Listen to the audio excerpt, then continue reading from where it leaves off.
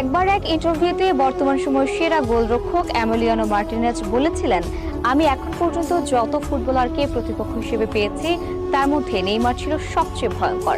তার বিরুদ্ধে খেলা কখনোই সহজ না। 2021 কোপা আমেরিকার ফাইনালে সে বারবার আমাকে চ্যালেঞ্জে ফেলে দিয়েছিল। এখান থেকে বোঝা যায় নেইমারের প্রভাব, একজন নেইমারের ক্ষমতা।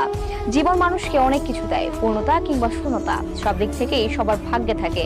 মেসি যেমন সবার চেয়ে বেশি ব্যালন ডিওর জিতেছেন, দলগত সাফল্যে কোপা আমেরিকা ও বিশ্বকাপ জিতেছেন, তেমনি Ronaldo Ballon d'Or, euro cup কিংবা চ্যাম্পিয়ন লিগ সবই জিতেছেন কম বেশি। কিন্তু একজন নেইমার বিধাতার কাছে যতবার দুহাত তুলে কিছু চেয়েছেন, বিপরীতে পেয়েছেন শুধুই ইনজুরি, শুধুই ব্যথায় কাতর হওয়া এই ছবিগুলো। জীবন বড়ই নিষ্ঠুর, আসলে নিষ্ঠুর, শুধু নেইমারের জন্য। না হয় কাতার বিশ্বকাপের শেষ মুহূর্তে ক্রোয়েশিয়ার রক্ষণ ভেঙে এভাবে গোল করার পরও কি ম্যাচ হারতে হয়? হ্যাঁ, যদি নেইমারের মতো ভাগ্যে থাকে তাহলেই একমাত্র হারতে হয়।